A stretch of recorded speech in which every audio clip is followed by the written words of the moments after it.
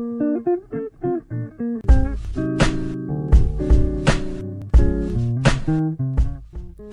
a bunch of games have been coming out recently that have been completely removing the single player campaign in favor of just multiplayer. Games like Battlefront, Rainbow Six Siege, Evolve, and Titanfall. A lot of people are worried that this is going to be the end of single player, but this has happened before. In 2007, a little game called Call of Duty Modern Warfare was released. It broke all the records at the time and completely changed the first-person shooter. After each subsequent Call of Duty release, more and more games had to attach multiplayer, or publishers thought that no one would buy their game. They started shoehorning multiplayer into everything like Tomb Raider, BioShock, Max Payne, and even God of War. The video game community cried out.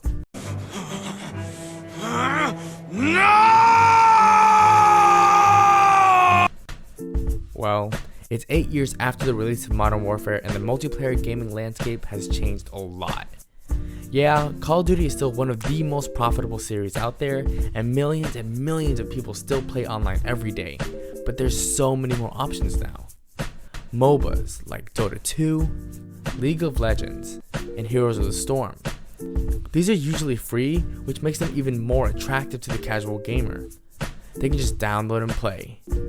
There's also a lot of multiplayer exclusive games that have been gaining traction, like Evolve and Battlefront and all the other games I mentioned in the beginning. The problem with these are that they have a $60 paywall. Unlike MOBAs that are free, these require you to shell out as much as a full AAA blockbuster game for about half of the original content. There's no campaign, and usually at launch, there are very little maps, weapons, etc. In most reviews of these games, the most highly mentioned problem is that it's super expensive for what you get. These games also make you pay more and more for a little bit more content, like Battlefront with its $50 season pass, just to get a few characters, a few weapons, and a few maps. That's why Evolve and Titanfall died so quickly. Each lasted for about a month before the online community just quit. Battlefront and Siege might suffer the same fate. Through all of this, with publishers and companies trying to ram multiplayer down our throats, single-player games have always existed and won a lot of awards. The recent Game Awards, even though it's only existed for like 2 years, crowned 2 single-player games for their Game of the Year awards. 2014 was Dragon Age Inquisition, and 2015 was The Witcher 3: Wild Hunt. And even the nominees that didn't win were single-player games.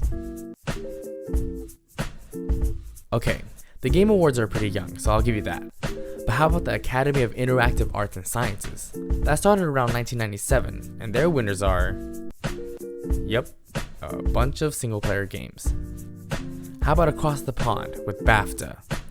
Majority single-player games. GDC, which consists of people that actually make games.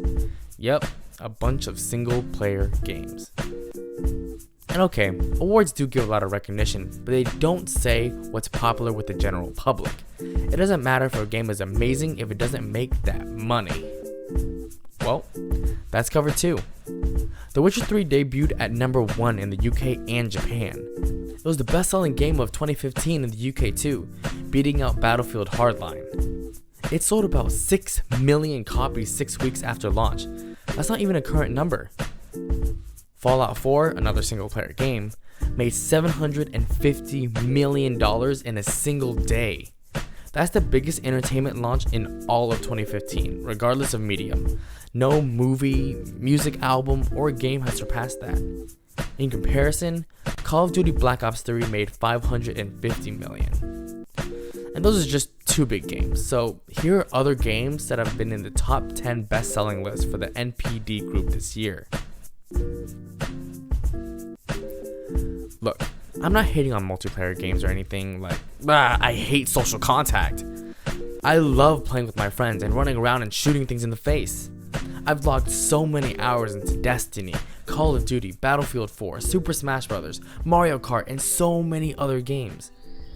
People just shouldn't discount single player though.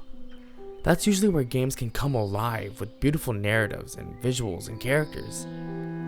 I've never experienced things like the decisions of The Walking Dead, or the brutality of The Last of Us, or the sense of adventure from The Legend of Zelda, or The Tragedy of Brothers, A Tale of Two Sons.